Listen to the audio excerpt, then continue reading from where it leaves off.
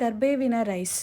ಈ ರೈಸ್ನ ಮಾಡ್ಕೊಂಡು ತಿಂದರೆ ನೀವು ಪದೇ ಪದೇ ಮಾಡ್ಕೊಂಡು ತಿಂತೀರಾ. ಕಣ್ಣು ಕೂದಲಿಗೆ ಹಾಗೆ ಮಕ್ಕಳಿಗೆ ಆರೋಗ್ಯಕರವಾದಂಥ ಕರ್ಬೇವಿನ ಸೊಪ್ಪಿನ ರೈಸ್ ಮನೆಯಲ್ಲೇ ತುಂಬ ಈಸಿಯಾಗಿ ಸಿಂಪಲ್ ಆಗಿ ಮಾಡಬಹುದು. ಇದನ್ನ ಮಾಡೋದು ಹೇಗೆ ಅಂತ ನೋಡೋಣವಾ. ನಮಸ್ಕಾರ, ನಾನು Shwetha. Welcome back to healthy recipe. ನನ್ನ ಚಾನಲ್ ಅಲ್ಲಿ ಕ್ವಿಕ್ ಈಸಿ ರೆಸಿಪೀಸ್ಗಳಿದೆ, ಮಿಲಿಟ್ಸ್ ರೆಸಿಪಿಗಳಿದೆ. ನೋಡಿಲ್ಲ ಅಂದ್ರೆ ಎಲ್ಲಾ ಪ್ಲೇ ಸ್ಟೋರ್ಗೂ ಹೋಗಿ ನೋಡಿ. ಇಷ್ಟ ಆಯ್ತಂದ್ರೆ ನಿಮ್ಮ ಅನಿಸಿಕೆನ ಕಮೆಂಟ್ ಬಾಕ್ಸ್ ಅಲ್ಲಿ ಡ್ರಾಪ್ ಮಾಡಿ. ಕರ್ಬೇವಿನ ರೈಸ್ನ ಮಾಡೋದಕ್ಕೆ ಮೊದಲು ಒಂದು ಬಾಣಲಿಗೆ ಒಂದು ಅರ್ಧ ಸ್ಪೂನ್ ಆಗೋಷ್ಟು ಎಣ್ಣೆನ ಹಾಕೊಳ್ಳಿ. ಕಾದಿದ ನಂತರ ಒಂದು ಚಿಕ್ಕ ಸ್ಪೂನಲ್ಲಿ 1 ಸ್ಪೂನ್ ಆಗೋಷ್ಟು ಜೀರಿಗೆ, 1/4 ಸ್ಪೂನ್ ಆಗೋಷ್ಟು ಕಡಲೆಕಾಳು, 1 ಸ್ಪೂನ್ ಆಗೋಷ್ಟು ಉದ್ದಿನ ಕಾಳು, ಅರ್ಧ ಸ್ಪೂನ್ ಆಗೋಷ್ಟು ಮೆಣಸು, ಇಷ್ಟನ್ನು ಕೂಡ ಎಣ್ಣೆಯಲ್ಲಿ ಫ್ರೈ ಮಾಡ್ಕೋಬೇಕು. ನಂತರ ಒಂದು 10 ರಿಂದ 12 ಕಡ್ಡಿ ಆಗೋಷ್ಟು ಕರ್ಬೇವಿನ ಸೊಪ್ಪನ್ನ ಹಾಕೊಂಡು ಈ ರೀತಿ ಫ್ರೈ ಮಾಡ್ಕೋಬೇಕು.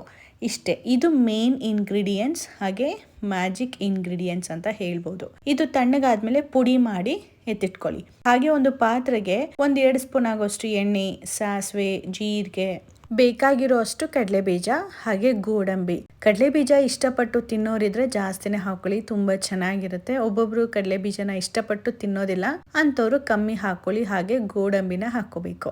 ಗೋಡಂಬಿ ಕಡಲೆ ಬೀಜ ಇನ್ನೇನು ಹುರಿತಾ ಇದೆ ಅಂದ್ರೆ ಕ್ರಿಸ್ಪಿ ಆಗ್ತಿದೆ ಅನ್ನೋವಾಗ ಇದಕ್ಕೆ ಒಂದು ಬೆಳ್ಳುಳ್ಳಿನ ಜಜ್ಜಿ ಹಾಕೊಂಡು ರುಚಿಗೆ ತಕ್ಕಷ್ಟು ಉಪ್ಪನ್ನ ಹಾಕೊಂಡು ಕೈ ಆಡ್ಕೋಬೇಕು. ಉಪ್ಪೆಲ್ಲ ಚೆನ್ನಾಗಿ ಅಬ್ಸರ್ವ್ ಆಗಿರ್ಬೇಕು, ಅಲ್ಲಿವರೆಗೂ ಕೈ ಆಡ್ಕೊಂಡು ಬೇಯಿಸ್ಕೋಬೇಕು. ಇದಕ್ಕೆ ಈರುಳ್ಳಿ, ಟೊಮ್ಯಾಟೊ ಏನು ಬೇಕಿಲ್ಲ, ತುಂಬಾ ಈಸಿ ಹಾಗೆ ಸಿಂಪಲ್ ಆಗಿ ಈ ರೈಸ್ ಬಾತ್ ನ ಮಾಡಬಹುದು. ಇವಾಗ ಕಡಲೆ ಬೀಜ ಎಲ್ಲ ಹುರ್ಕೋಬೇಕು, ಚೆನ್ನಾಗಿ ಕ್ರಿಸ್ಪಿ ಆಗ್ಬೇಕು. ಇವಾಗ ಅನ್ನ ಬೇಯಿಸಿ ಇಟ್ಕೊಂಡಿರ್ತೀವಲ್ವಾ, ಅದನ್ನ ಹಾಕೋಬೇಕು. ನಾನಿಲ್ಲಿ ಮಡಿಕೆಯಲ್ಲಿ ಅನ್ನನ ಬೇಯಿಸ್ಕೊಂಡು ಬಸ್ಕೊಂಡು, ಹಾಗೆ ಆ ಬಿಸಿ ಅನ್ನನ ಡೈರೆಕ್ಟ್ ಆಗಿ ಒಗ್ಗರಣೆಗೆ ಹಾಕೋಬಾರ್ದು, ಅಂದ್ರೆ ಏನು ತೊಂದ್ರೆ ಇಲ್ಲ, ಮುದ್ದೆ ತರ ಆಗತ್ತೆ ಅಂತ ಹೇಳಿ ಅನ್ನನ ಆರಾಕೊಳ್ಳಿ. ಆರಾಕೊಂಡ್ರೆ ಸ್ವಲ್ಪ ಚೆನ್ನಾಗಿರತ್ತೆ. ಇನ್ನ ಅನ್ನ ಹಾಕಿದಾದ್ಮೇಲೆ ನಾವು ಕರ್ಬೇವಿನ ಸೊಪ್ಪು ಎಲ್ಲ ಫ್ರೈ ಮಾಡ್ಬಿಟ್ಟು ಹುರಿದಿಟ್ಕೊಂಡಿದ್ವಿ ಅಲ್ವಾ, ಅದನ್ನ ಪುಡಿ ಮಾಡ್ಕೊಂಡು ಈ ರೀತಿ ಅನ್ನದ ಮೇಲೆ ಹಾಕೋಬೇಕು.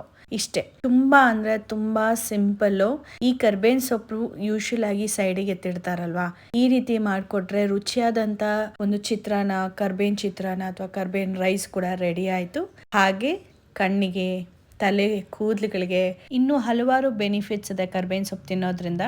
ಈ ರೀತಿಯಾಗಿ ಒಂದ್ಸತಿ ಮಾಡಿ ನೋಡಿ, ತುಂಬಾ ಇಷ್ಟಪಟ್ಟು ತಿಂತೀರಾ. ಇನ್ನ ಕೊನೆಯದಾಗಿ ಇದಕ್ಕೆ ಕೊತ್ತಂಬರಿ ಸೊಪ್ಪನ್ನ ಹಾಕಿ ಮಿಕ್ಸ್ ಮಾಡಿದ್ರೆ ಕರ್ಬೇವಿನ ರೈಸ್ ರೆಡಿ ಆಯ್ತು. ಇದೇ ತರ ನೀವು ಕೂಡ ಟ್ರೈ ಮಾಡಿ ನಿಮ್ಮ ಅನಿಸಿಕೆನ ಕಮೆಂಟ್ ಬಾಕ್ಸ್ ಅಲ್ಲಿ ತಿಳಿಸಿ. ಈ ರೆಸಿಪಿ ನಿಮ್ಗೆ ಇಷ್ಟ ಆಯ್ತಂದ್ರೆ ಕಮೆಂಟ್ ಬಾಕ್ಸ್ ಅಲ್ಲಿ ಎಸ್ ಅಂತ ಕಮೆಂಟ್ ಮಾಡಿ. ಇದೇ ತರದ ಹೆಲ್ದಿ ಹಾಗೆ ಕ್ವಿಕ್ ಮಿಲಿಟ್ಸ್ ರೆಸಿಪಿಗೆ ನನ್ನ ಚಾನಲ್ನ ಸಬ್ಸ್ಕ್ರೈಬ್ ಮಾಡೋದನ್ನ ಮರಿಬೇಡಿ. ನೆಕ್ಸ್ಟ್ ವಿಡಿಯೋದಲ್ಲಿ ಡಿಫ್ರೆಂಟ್ ಆದ ಹೆಲ್ದಿ ರೆಸಿಪಿ ಜೊತೆಗೆ ಸಿಗ್ತೀನಿ. ಅಲ್ಲಿವರೆಗೂ ಟೇಕ್ ಕೇರ್, ಬಾಯ್.